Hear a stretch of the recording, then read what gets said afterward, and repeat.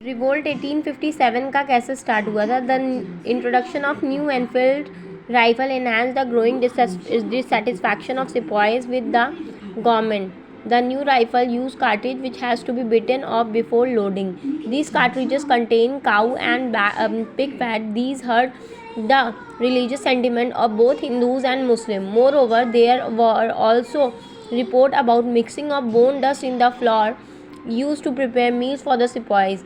This and many such incidents enraged the sepoys. आपको ये मैं पहले भी इससे रिलेटेड एक्सप्लेन कर सकती हूँ, मगर मैं दोबारा एक्सप्लेन करती हूँ कि ये मेनली रिवोल्ट स्टार्ट हुआ था। ये एनफील्ड राइफ़ल जो थी उसमें जो बुलेट डाली जाती थी वो मेनली काऊ एंड पिग के फैट से बनी थी, और जितने सिपाहीज ब्रिटिशर्स ने हायर करके रखे हुए थे वो मोस्टली हिंदू एंड मुस्लिम थे।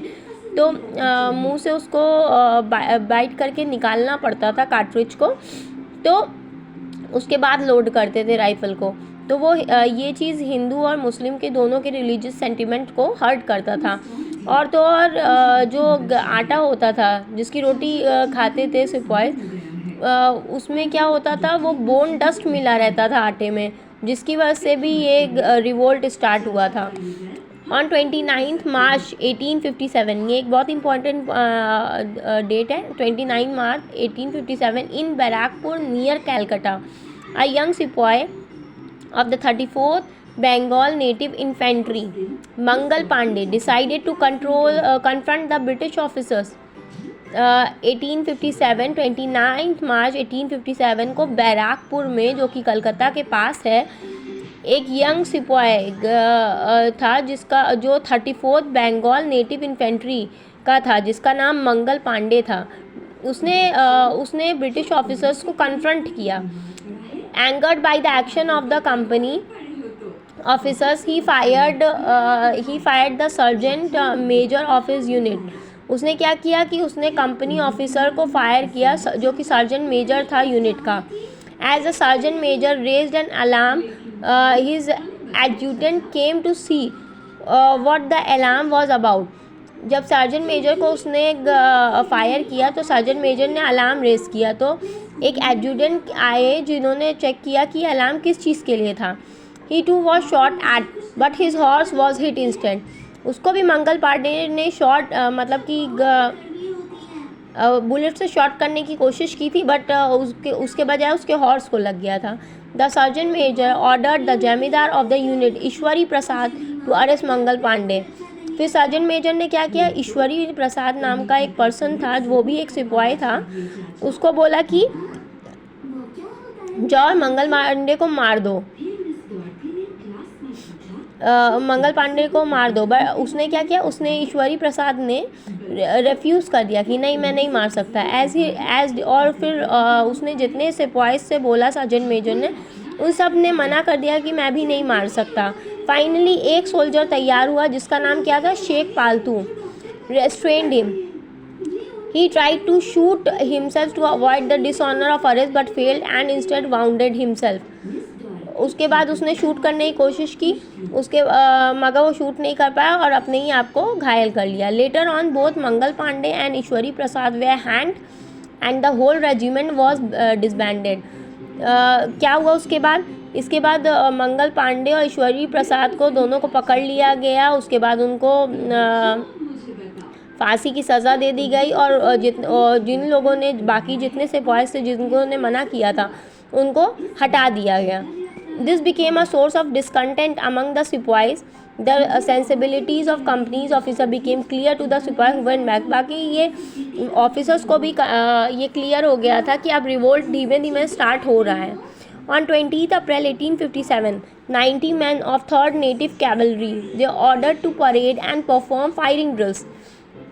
20 अप्रैल 1857 को 90 आदमियों को जो कि 3rd नेटिव कैवलरी के थे उनको बोला गया कि परेड करने को और फायरिंग ड्रिल करने को। All except 5 of them refuse to use their cartridges. सब ने मना कर दिया, 5 को छोड़ के सब ने मना कर दिया कि वो कार्ट्रिज का इस्तेमाल नहीं करेंगे। This led to court martial of those 85 man और 9 मई 1857। तो जब उन लोगों ने मना कर दिया तो उनका भी कोर्ट मार्शल कर दिया गया, जो कि 85 मैन थे, जो कि 9 मई 1857 को मना कर दिया गया था।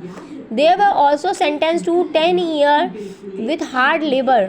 उनको 10 साल की सज़ा भी दी गई और उनसे बहुत काफ़ी मुश्किल वाला काम भी लिया जाता था। The very next day 10 May 1857 sepoys rose into rebellion and ransacked the garrison. They killed their European officers, including Simon Fraser, the political agent, and freed all the imprisoned men.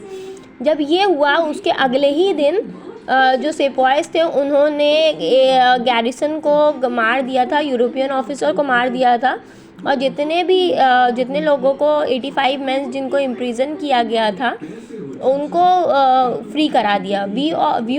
Few of the civilian and servant who tried to save the English officer were killed by the sepoys. जो कुछ civilian थे उन्होंने अपने English officer जो थे, अंग्रेज़ों को बचाने की कोशिश जिन्होंने की थी, उनको भी मार दिया गया। इंग्लिश वुमेन एंड चिल्ड्रन में ऑल्सो अमंग द कैजुअलिटीज़।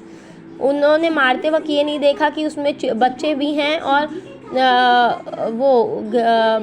उनकी वाइफ भी हैं या औरतें भी हैं, उनको भी मार दिया गया। Some of the sipahis helped British officer women and children to safety who fled to take refugee under Nawab of Rampur. कुछ सिपाहीज ने बचाया और उनके बच्चों को और औरतों को उनको नवाब ऑफ रामपुर के पास वहाँ पे शिफ्ट कर दिया। After seizing the city rebels set out for Delhi during the night. जब उन लोगों ने ये कर लिया उसके बाद वो दिल्ली के लिए रवाना हो गए रात ही में। After arriving at Delhi in the morning 11 May 1857 they straight way went to the Mughal emperor Bahadur Shah residence in the red fort. 11 मई को वो स्ट्रेट अवे मुगल बहादुर उस टाइम ये थे मुगल एम्परर बहादुर शाह जो कि रेड फोर्ट में थे। They called on Bahadur Shah II to lead the rebellion against the company rule and to acknowledge them. उन्होंने जितने से वॉइस थे उन्होंने बहादुर शाह सेकंड से रिक्वेस्ट की कि आप लीड कीजिए और ताकि हम लोग ये कंपनी रूल के अगेंस्ट जा कर के खड़े हो सके। और after being demanded to bestow his blessing to the revolt, he agreed reluctantly and thus was proclaimed the emperor of India and became the symbol of revolt. वो राज़ी हो गए और उन्होंने बोला कि ठीक है मैं इसके लिए रेडी हूँ। What started as a mutiny had now become a full scale revolutionary war. जो एक छोटे तौर पे स्टार्ट हुआ था चीज़ वो अब बहुत बड़ा एक रिवॉल्यूशन हो गया था। The Mughal dynasty, being traditionally the ruler of most of the India, occupied a prestigious position among the psyche of the masses, and therefore after recognition of Bahadur Shah II as the emperor of India, it was sought to revive the pre-British world of the 18th century. इसमें क्या हुआ कि मुग़ल वैसे भी पहले भी बहुत सारे राज कर चुके थे और इस टाइम जो कि बहादुर शाह सेकंड जो थे वो इसको लीड कर रहे थे, तो ये काफ़ी बाकी राजाओं के पास ये संदेश पहुंचा और ये एक बड़े रिवोल्ट के तौर पे स्टार्ट हो गया था। Many chief and ruler proclaimed allegiance of the emperor and thus unfurled the banner of revolt spread of Awadh, Rohilkhand, the Doab, Bundelkhand, Central India, large parts of Bihar and East Punjab. The entire Bengal army rose up in revolt. However, the Sikh rulers stayed away as they did not want the return of Islamic rule after having fought many wars against Mughal ruler. इसमें जब लोगों ने देखा कि Bahadur Shah second इस चीज़ को lead कर रहे हैं तो काफ़ी लोगों ने इसमें इकट्ठा हुआ, जैसे कि चीफ रूलर इकट्ठा हुए थे और उसके बाद इस अवध तक ये चीज़ फैल गई थी,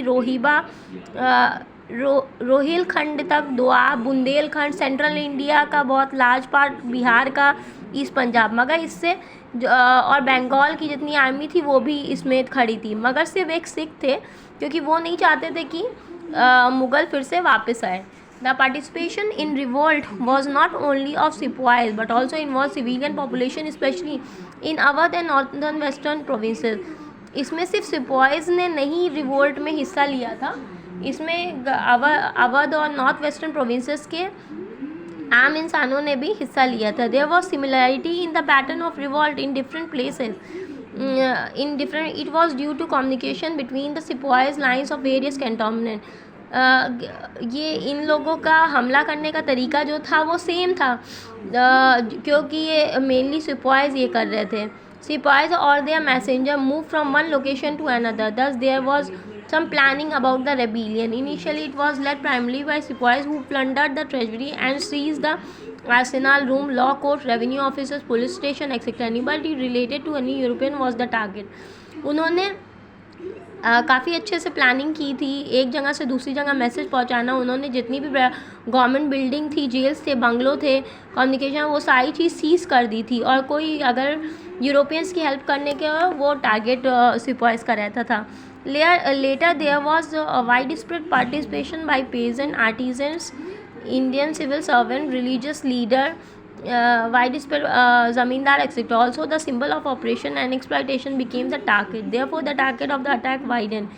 Disgruntled peasant, artisan and petty zamindar. इसमें बाद में काफ़ी लोग जुड़ गए, जैसे कि ज़मींदार, लीडर्स, छोटे छोटे लोग, इंडियन सिविल सर्वेंट्स भी इसमें जुड़ गए थे, रिलीजियस लीडर्स भी इसमें जुड़ गए थे. They burn the account books and डेप्ट record. These rich zamindar and money lender were not only seen on. उन्होंने क्या किया, उन्होंने इसलिए जुड़े थे, उन्होंने जितनी भी खाता अकाउंट बुक थी वो सब कुछ जला दिया था, जिससे उनका भी प्रॉफिट होना था, इसलिए वो इसमें जुड़ गए थे. और इस रिवोल्ट में काफ़ी, क्योंकि बहादुर शाह सेकेंड इसको लीड कर रहे थे, तो काफ़ी लोगों ने इसमें अपने आप को जोड़ा और ब्रिटिशर्स को इसमें नुकसान भी पहुंचाया.